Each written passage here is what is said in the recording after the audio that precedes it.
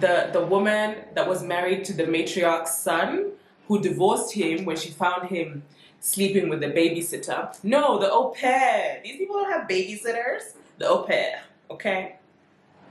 Hi, how are you? My name is Angel. As promised, today we're going to be discussing fragrance. It's my favorite thing, so I'm quite excited. I hope you are as well. I have 1, 2, 3, 4, 5, 6, 7, 8, 9, 10, 11, 12, 13, 14 fragrances to discuss with you today. And these are the fragrances that I've acquired in the past 5 months. I know we skipped 1 quarter. I try to do these every quarter, but we skipped 1 quarter, and that was the quarter where I had my birthday. So a bunch of these are from July through September, yeah, also quite a few from the last couple months. I'll start with the 2 that I've already talked about before in a previous video. In my last Things I Don't Hate video, we talked about Delina at length. It's a gorgeous, very, very, very feminine rose. Rose is the most dominant note in there, which probably tells you why I'm so in love. I am a lover of roses. Very, very rose dominant, rose forward, quite pink, I would say. The character of the bottle does reflect the character of the fragrance, a very pink in its nature kind of fragrance, very delicate, but with strength behind it. It's not like a fleeting nonsense fragrance. It is quite intense, but the character is very delicate. It's very, I've said before, very much like a soft woman who lives a soft life. No difficult things. Please don't give her difficult things to do. She doesn't know how to do that, okay? Life is supposed to be easy. You're stressing me out, okay? That kind of woman, just very delicate. She likes to garden, and she likes to go to lunch at the club, and she likes to wear, you know, the dresses in The Help? The movie The Help, the way that lady, not The Help, the ladies that had help, the way those women dressed and lived, like that, you know, just dainty, you know, just really, really dainty and feminine and kept. Wealthy also. She came from wealthy people and is married to wealthy people, okay? I really love it. It's a beautifully rosy fragrance. If you don't enjoy rose, you're not going to enjoy Delina. It's fine, you know? We've also talked about Hermes Un Jardin Souvenir, which is quite different than Delina. This is very, very fresh. Very, very, very, very green and fresh. Not green like grass, green like a salad, I've said before. There's a tomato leaf note that is everything in this fragrance. It's supposed to have mango in there as well. I would say that the mango has kind of grown on me with time. I can only identify it now after having it for more than a month. And that mango is not necessarily juicy like an actual mango. It's like the scent of mango skin. You know, when a mango is really, really ripe, like an apple mango, like a reddish apple mango, the way that the skin of the mango smells, there's that in there as well. It's a really beautiful, fresh, clean, quite effortlessly elegant kind of fragrance. Also smells like money. I mean, Hermes does manage to always make fresh smell very expensive. Fresh doesn't always smell expensive, and that's not necessarily a bad thing, but there is always a very pricey character to Hermes fragrances, I found. It's probably why I love them so much. Really like that. Performance is okay. Delina's performance is incredible. Impressive. This is okay performance, quite standard performance for an eau de toilette for me. I get somewhere between 4 to 6 hours, which is reasonable for an eau de toilette for me on my skin. I really like it. I think I'm gonna get a big bottle. This was gifted to me for my birthday. I'm gonna get a bigger bottle for sure. Another Hermes fragrance is the Tuiles d'Hermes Au Parfum. I've owned this before in the teeny tiny, let me show you. Oh, this little guy I've had before, and I decided to just bite the bullet and get the big kahuna, the big 90 ml. Very happy with this purchase. I love and wear the original Tuiles quite a bit. I do love the Parfait edition, so this was an easy buy for me. It's supposed to be more peppery, but the pepper in question is pink pepper. which pink pepper is not actually a peppery note in fragrance. It smells more like something between roses and peonies, so it's a floral note. I would say this is probably as close as you're gonna get to like a rose edition of Twilly. It's really gorgeous. Of course, me and the roses. I already love Twilly, and you're telling me you give me Twilly with roses? Yes, sign me up. Very, very, very beautiful fragrance, very elegant. It became something of a signature of mine for a while because I was obsessed. I was kind of oscillating between this and the original Twilly for months there. Just gorgeous, gorgeous fragrance, very elegant, chic, but also quite tongue-in-cheek. A lot like my personality, I would say. I don't know if I'm allowed to say that, but there it is. I said it. What shall we do next? Okay, let's talk about Modern Muse Le Rouge Gloss by Estee Lauder. I am a fan of the original Modern Muse. I'm not a fan of any of the other flankers. Maybe the La Nuit. Is it La Nuit? The blue one with the gold embellishing. That I like, but I don't like most of the other flankers. This though, I absolutely adore. I would hazard to say that I actually enjoy this a little bit more than the original Modern Muse. This is really lovely. It's quite a floral, but deeply floral. It's not like a fun, fresh spring floral. It's more of an Indian summer floral. Big. I mean, officially, I don't think it even says that it smells like rose, but to me, I get day 5 roses. When you've had roses for 1, 2, 3, 4, 5 days, they're getting a bit deeper in their character. They're starting to dry a little bit, but they have that depth of rose. And then maybe tonka, something really deep and dark in it. I don't know. It's you see the color, that kind of deep. It's not tomato red. It's like a cherry, dark cherries red. That's what this smells like. It smells like this color. I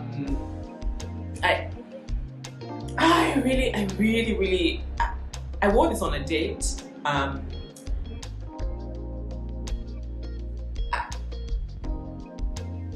To great reception, to be honest. He quite enjoyed this on me. I don't know, I find it to be like the sexy sister in that line, where the original one is probably, I would wear the original one to a wedding as a guest. This I would probably wear to the rehearsal dinner if I'm trying to sabotage the wedding. You know, there's an inkling, there's a certain sexy, like a defiance, like a certain je ne sais quoi, like how do I say? You say like a minx, like very minxy, very, very, very up to something, you know, like sexy in that up to something kind of way, you know. I really like it. Do you guys understand what I mean? I'm struggling. I'm really struggling. I can feel myself struggling, but maybe I'll find better words and I'll talk about it later, because I know I'm going to wear a lot more of it in December, so maybe we'll talk about it at the end of the month. I also got YSL Manifesto again. I've had this before and I broke it. So I decided to get another bottle. Love this one. It's one of the few vanillas that I enjoy. Yes, I do know that I owe you guys vanilla for people who don't like vanilla video. That's coming. Yeah, very smooth, kind of boozy a little bit.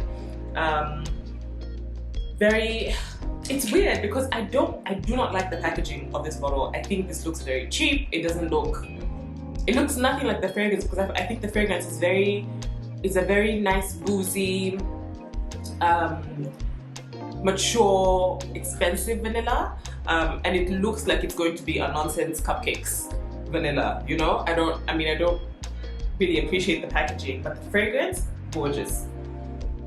Yeah, boozy, like it might be like rum maybe in the background. I know it's not official. They don't have an official boozy note in the official note pyramid, but there's definitely something like a vanilla liqueur in the background.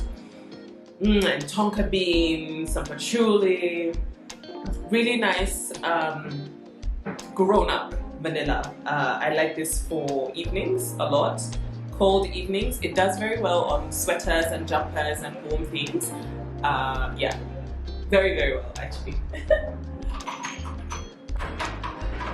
Oh, let's talk about this. This I got myself for my birthday. This is Bois d'Argent by DIOR.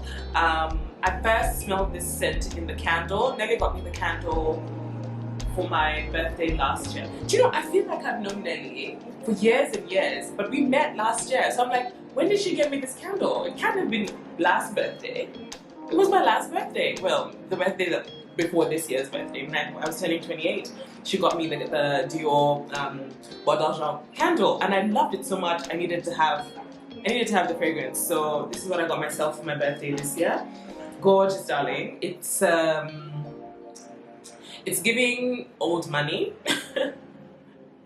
It's giving nobility, aristocracy. It's giving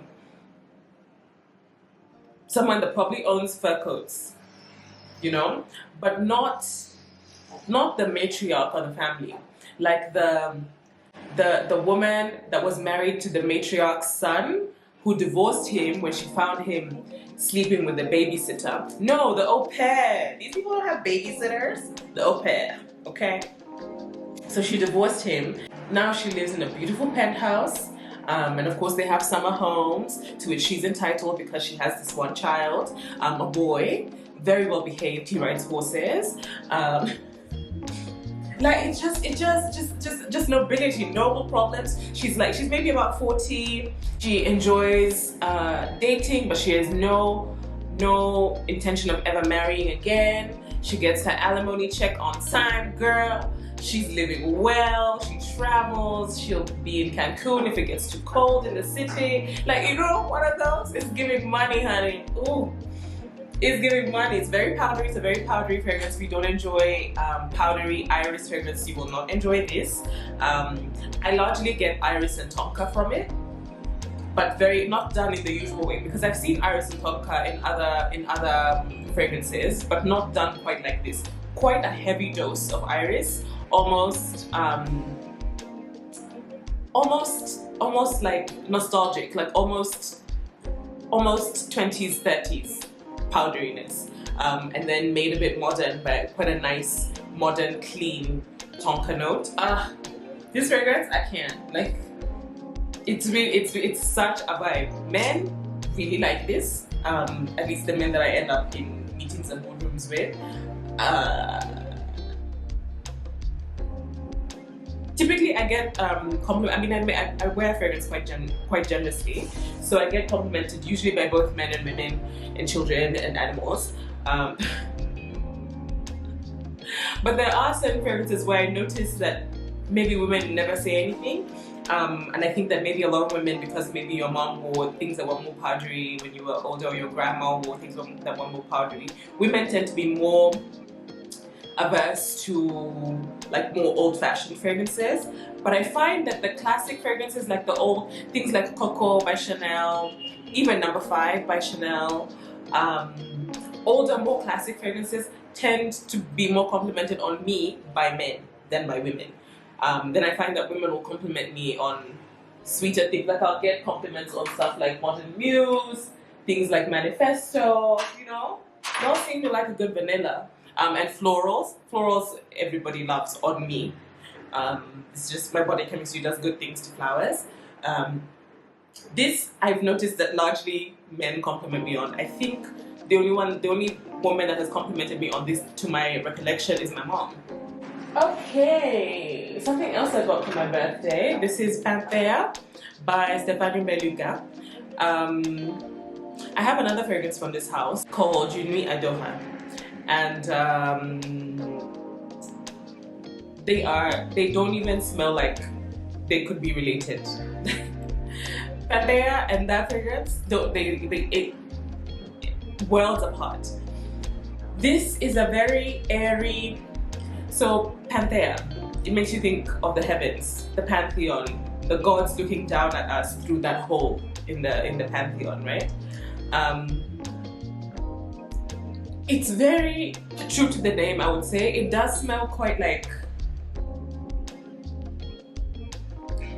okay, for me, it kind of reminds me of being on a flight, and it's odd because it's not the mental images that I get are like clouds, like what it must be like to be sitting among the clouds, you know.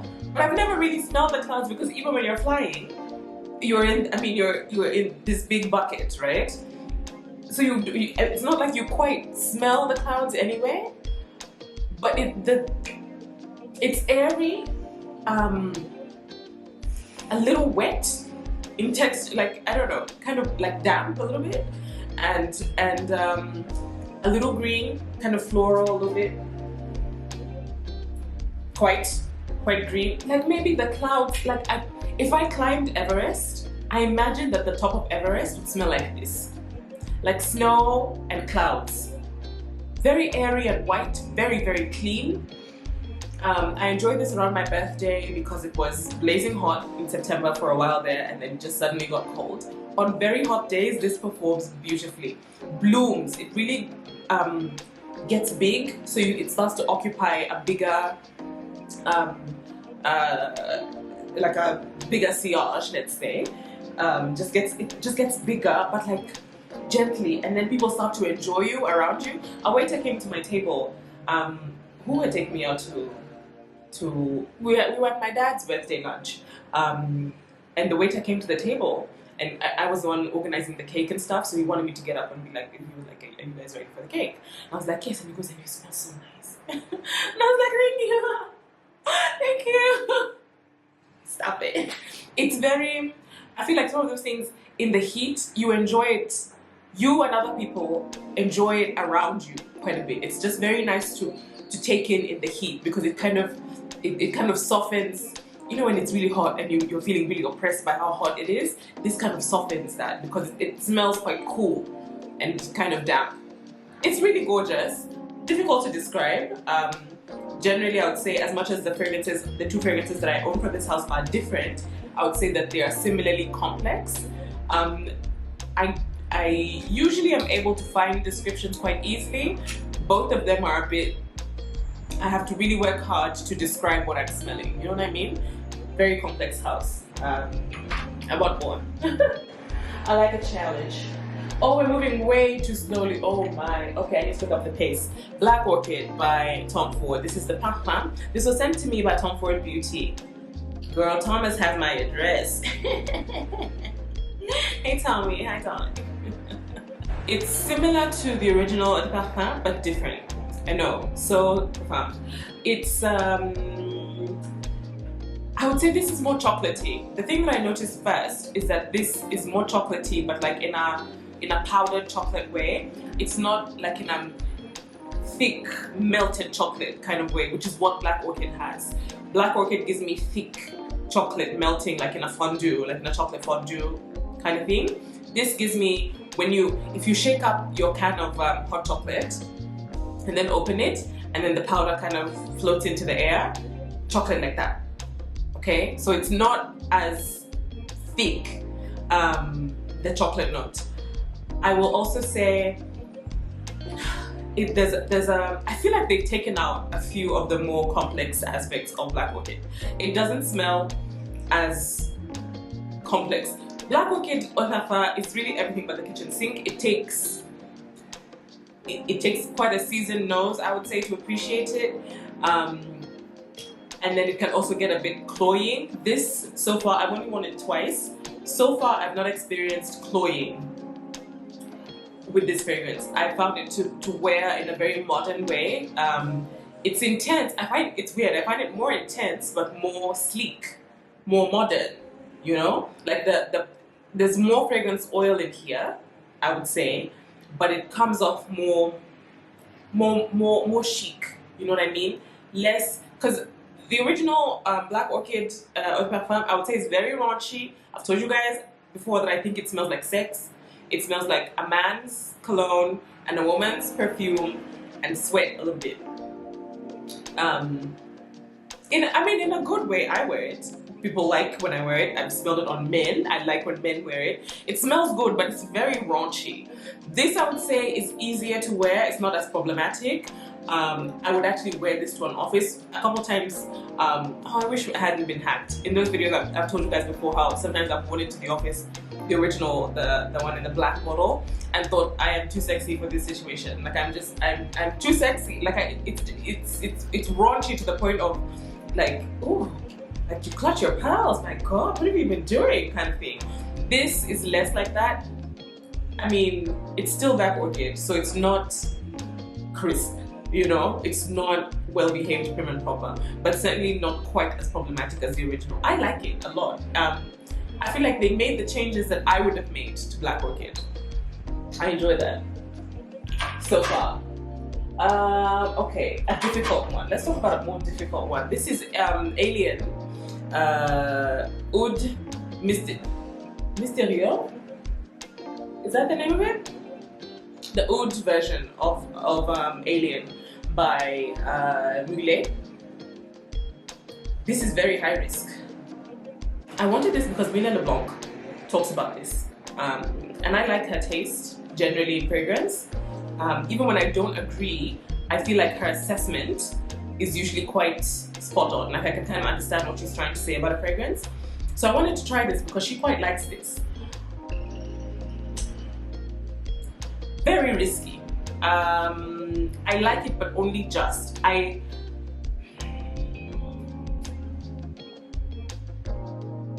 Okay. The top I don't like. The first 5 to 15 minutes there's something in there that's a little bit too stank, like a little bit, like they went a bit far with the jasmine. It's a little bit indolic. And indolic, if you don't know, can smell almost like pea, or sometimes like number 2 to some people, okay? And that's what sometimes as people struggle with, very floral or very, sometimes oudi fragrances can do that as well. I feel like it does that in the first 15 minutes. The first 5 to 15 minutes, I was like, what the hell is this? Something a little bit, I don't know. And then, once that top, whatever it is in that top goes away, beautiful, gorgeous, rich oud fragrance, very Middle Eastern wealth kind of fragrance, gorgeous, gorgeous. But the first, like right now, I'm really, not a fan. You know, I could do without it. Oh, my word. But in like probably, I'm gonna leave this. You know what? I'm gonna leave this on my fingertips for the rest of this video, and then we're gonna try it before I end the video because I think I have a good 10 more minutes, right? Oh, like the balls, you know, the balls that they put in a men's urinal, like that. There's a note that smells like that in the top. The top is difficult, but then after that, like once it hits hot, it's really worth it. Really gorgeous. I actually think I would love it a lot on a man. But powering through that first 5 to, like if you're gonna be wearing it, I mean, I don't know if it's this way on everybody's skin, but I feel like if I was gonna be wearing it, I'd have to put it on the minute I got out of the shower, then do my makeup and get dressed such that when I walk out the door, I feel like it smells good. You know what I mean? Like it would take a lot of forward thinking. I usually will put on fragrance right before I leave. This would need forward, like I'd have to remember to put it on long before I leave, you know? I mean, you get used to it, but it's there. It's like maybe like mothballs. I don't know. This is Jessica McClintock. I think it's the eponymous fragrance. It's a cheapie. It's a nice floral fragrance, but I'm wondering whether this is good for my body chemistry. In the air, I like it in the air. But once it hits my skin, there's something very clinical about it. Like I don't know. I feel like it might just not be for my skin because right now in the air, I like what it's doing. Yeah, very clean, crisp, floral, similar to Ardent Beauty by Elizabeth Arden, which I like. Or Sunflowers by Elizabeth Arden. floral in a classic way, floral, 90s floral kind of. I like, but there's something that it's doing on my skin that I'm not sure if I appreciate. I decided I would give it some time because I bought this when it was quite cool, early October.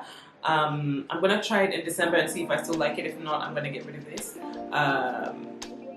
because it's not like it changes into something that I end up loving. It's not nice on my skin. Whereas the Alien, if I wait it out, it gets better. It actually gets beautiful, stunning.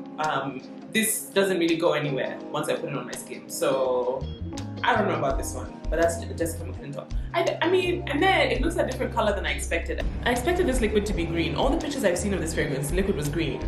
But it came this kind of golden color, so I don't know if it was already off before it got to me.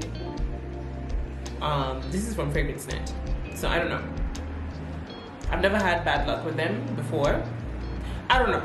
I don't know. Okay, let's talk about one that I like now that we've talked about a few. This is Brand de Réglisse by Hermes. Oh, wait, I should have put it with the other Hermes fragrances, but it was in its pouch. Out of sight, out of mind. Brand de Réglisse is like a licorice strand, is the name of the fragrance.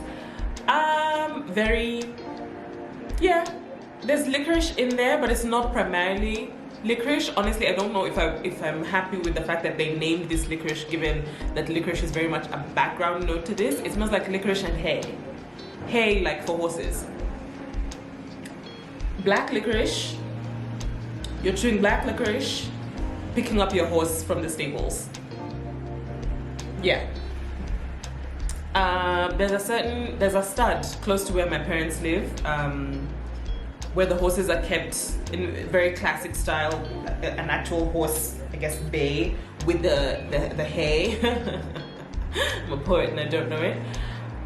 It smells like Kingscliff stud. It smells like a horse stud. I mean,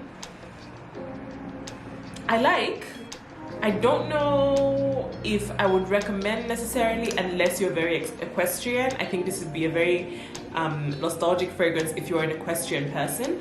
I like it, I enjoy it. I've been wearing it at home largely to feel expensive. But I don't think it's one of those run out and get it unless you attach any memories to horses and hay, because the primary vision for me is horses and hay. So unless that's you, babe, you don't have to have it, you know. But if that is you, you will definitely like this. It's a very interesting take on hay. It's like sweet hay. I don't know. It's a very interesting fragrance. I really like it. It's just probably not one I'm gonna wear out. It's definitely going to be an at-home comfort fragrance, you know. Two from Elie Saab, Le Parfum and Le Parfum Royal. This is a repurchase. I've owned this before, didn't repurchase it, and then remembered when I was doing my big fragrance collection series on this channel, and decided to pick it up again. I'm really happy that I did. Gorgeous. It's just as beautiful as I remember. It's very, very, very, very floral, very bridal as well. If you're going to get married and you're going to be getting married in a garden where there's likely to be honeybees among the flowers, this I think is a very good option. It smells like flowers and honeybees. There's the honey note isn't like honey in a jar. It's like honey, you know when you smash a bee, and you shouldn't be doing that because they're going extinct, but when you smash a bee, that smell of honey in a bee. Okay, kind of gruesome, I know, but that's the only way I can kind of describe that scent. The scent of honey from inside a bee, when you've smashed a bee. That honey, and then lots of flowers. White flowers. It's really, really lovely. If I hadn't already owned this fragrance and made memories with this fragrance, I would consider this for a bridal fragrance for myself. But if you are looking, please consider this fragrance. It's really lovely. Like if you're gonna get married in this December in Nairobi in a garden, please consider that fragrance. Okay, and then the other one is Le Parfum Royal, which is different. It's much more intense. It's not as delicate, it's not as white. I wouldn't call it very bridal necessarily. It's very, I would say, regal. Royal is a good word for it. Like I would imagine Catherine, the Duchess of where? Cambridge. Is it Cambridge that she's the Duchess of? Kate Middleton. I would imagine her wearing this to inauguration. When William becomes king and she's thus becoming queen, she should wear this. Yeah, it's very regal. Diamonds and jewels and very regal. Polished. It's not gaudy in how much it smells like diamonds, because sometimes things can smell like diamonds in a very gaudy way. I think Elizabeth Taylor diamonds, is it called Diamonds and Pearls? No, it's called White Diamonds. That fragrance actually smells of like I think of diamonds when I smell it, but in kind of a tacky way. Yeah, like you're doing too much. This smells like diamonds in like a crown that means something, not just a crown that Angel wears for fun, you know, an actual crown jewels, darling, you know? Really, really regal. Nice to wear to like events and things. So it's been a bit of a waste in the pandemic because I've just been wearing it to places, but there you are. And finally, something from Chloe. This is Absolute de Parfum by Chloe. I've owned the original before. I went through a few bottles of the original when I was in uni. Loved it, but stopped wearing it because it just got too popular in Vancouver. It was among the top 3 best-selling fragrances at Sephora for a long time while I was in uni. It was between this, Daisy by Marc Jacobs, and Flower Bomb by Victor and Rolf. Not this, the original, the Eau de Parfum. So I loved it a lot, but I just couldn't, I didn't like that every next woman down the street was wearing it. I like to be a special snowflake. So I stopped wearing it and I moved on to other things. But I missed it. And so I got the Absolute de Parfum, which is very similar. If you've worn Chloe Eau de Parfum, this is quite familiar. Richer, I would say it's somewhat richer, not quite as... the character of the original Chloe is, I think that the bows are a good, for this line generally the bows are a good indication of what the differences are. The original one has just a plain nude bow. This has a nude bow with gold flecks. Oh, you can't see, but it has gold flecks interwoven into that nude fabric, and that's a good indication. It's basically the original, but with something quite, with like a golden, like a rich golden, deeper quality. It's more mature. I would say it's not, I feel like Chloe Eau de Parfum was good for when I was 22, you know? This fits me more at 29, you know? It just fits quite well. It's an elegant rose. This really gets complimented a lot. I forgot how popular this was. I don't know if the original Eau de Parfum was as popular on me, but this gets complimented quite a bit. Like, in lifts, and we're all practicing social distancing, but this gets complimented quite a bit. At my lash appointment, Marianne was like, oh my god, that's beautiful. Yeah, it's a crowd pleaser for some reason, unexpectedly so. Usually people are a bit fussy about roses, but this they like. This and Delina are rose superstars. Everybody, I mean, popular. I really like it. It's a good go-to. It's a potential signature, actually. If you're in the market for a rosy signature and maybe you don't want it to be very complex, like doing too much, like maybe Coco Mademoiselle and Parfum Enfance is doing too much, try that. That's lovely. Okay, that's it. That's all the fragrances I needed to share with you, right? Right? Yes, it is. I hope that you enjoyed this video. It's longer than I would have liked, but I'm quite unstoppable when it comes to fragrance. I can't stop talking. Oh, we had to try. There we are. It's coming through. There's still a little bit of that mothballs thing, but the good oud is coming. Oh, it's worth it. Honestly, I'm happy to wait the 5 to 10. I'm call it 5 to 15 because it won't be gone for another few minutes. Yeah, oh, that very expensive, very, yeah, Middle Eastern wealth, you know? Intense, but still quite modern. The florals behave a lot better after the first like 10 minutes. Worth it I would say if you enjoy oud. I'm not usually a big fan of oud, and I kind of stumbled across this one on Mila's recommendation. Sasha, sorry, her name is Sasha, but she goes by Mila. I would not have purchased this were it not for Sasha or Mila, but now that I have, I'm glad that I did. If you're not an oud chaser, don't. But if you are, if you typically enjoy oud and you like an intense oud, yeah. I need to pin this down, like pin it right by the ears, right there. Anyway, thank you for watching. God bless you. Love you, mean it. Bye.